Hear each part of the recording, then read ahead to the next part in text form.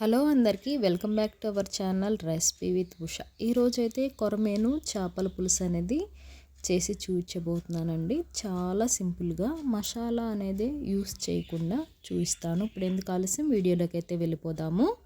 ముందుగా అయితే 200 గ్రాముల చింతపండును అయితే నానబెట్టుకోవాలి. అంటే 2 నిమ్మకాయ సైజ్ అంతా చింతపండు శుభ్రంగా వాష్ చేసి వాటర్ పోసుకొని నానబెట్టుకోవాలి. ఇవైతే కేజీ కొరమేను మొక్కలండి ఇవి. ఇప్పుడైతే స్టవ్ వెలిగించుకొని కడాయి పెట్టుకోవాలి. అందులోకి 5 టేబుల్ స్పూన్ల వరకు ఆయిల్ వేసుకోవాలండి. ఇప్పుడు 1 టేబుల్ స్పూన్ మెంతులు, సన్నని ఆవాలు వేసుకోవాలి. 2 రెబ్బల కరివేపాకు, పచ్చిమిరపకాయలు, సన్నగా తరిగిన ఉల్లిపాయలు వేసుకొని ఇలా దోరగా ఫ్రై చేసుకోవాలి. ఇలా ఫ్రై అయిన తర్వాత ఒక్క మీడియం సైజ్ టమాటా కూడా కట్ చేసుకొని వేసుకోవాలి.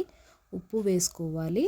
రాళ్ళ ఉప్పు 1 టేబుల్ స్పూన్ వరకు వేసుకోవాలి. ధనియాల పొడి 3 టేబుల్ స్పూన్లు, కారం కూడా వేసుకోవాలి. మీ టేస్ట్కి తగ్గట్టుగా కారం వేసుకోండి. ఇక్కడైతే నేను 3 టేబుల్ స్పూన్లు వేసుకుంటున్నాను. వేసుకొని ఒకసారి ఇలా కలుపుకోవాలి. ఇలా కలుపుకున్న తర్వాత 1 టేబుల్ స్పూన్ జీలకర్ర పొడి వేసుకోవాలి. కొత్తిమీర వేసుకోవాలి. వేసుకొని ఇలా కలుపుకోవాలి. ఇవన్నీ మగ్గిపోయిన తర్వాత ముందుగా నానబెట్టుకున్న చింతపండు రసాన్ని అయితే పోసేసుకోవాలి.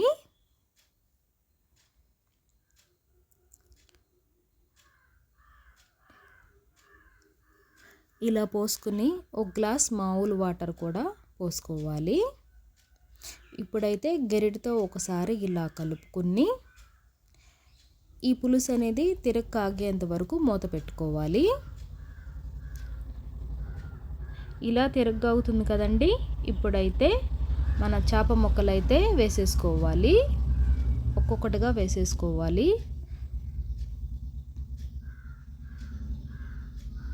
ఇలా వేసుకుని ఇలా ఒకసారి కలుపుకోవాలి ఈ పులుసులోకి ఈ కొరమేను ముక్కలు అనేవి. ఇప్పుడైతే మూత పెట్టేసుకుందాము. హై ఫ్లేమ్ మీద 10 నిమిషాలు ఉడికించుకోవాలండి. ఇప్పుడు 10 నిమిషాల తర్వాత చూపిస్తున్నాను చూడండి. ఇలా ఒకసారి కలుపుకోవాలి మధ్య మధ్యలో.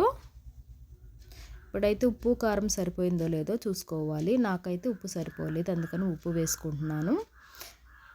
చిక్కని పులుసులాగా వచ్చేంత వరకు ఒక 10 నిమిషాలు కుక్ చేసుకుంటున్నానండి. ఇప్పుడు చూడండి దగ్గరకు వచ్చింది పులుసు అయితే. ఇందాక దానికి ఇప్పుడు దానికి.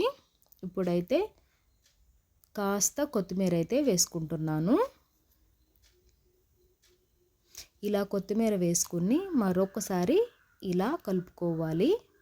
అంతేనండి, వెరీ సింపుల్గా కొరమేను పులుసు అయితే రెడీ అయిపోయింది. మసాలా అంటూ యూస్ చేయకుండా.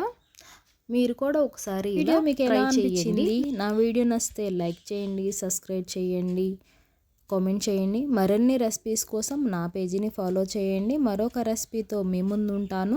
Recipe with Usha.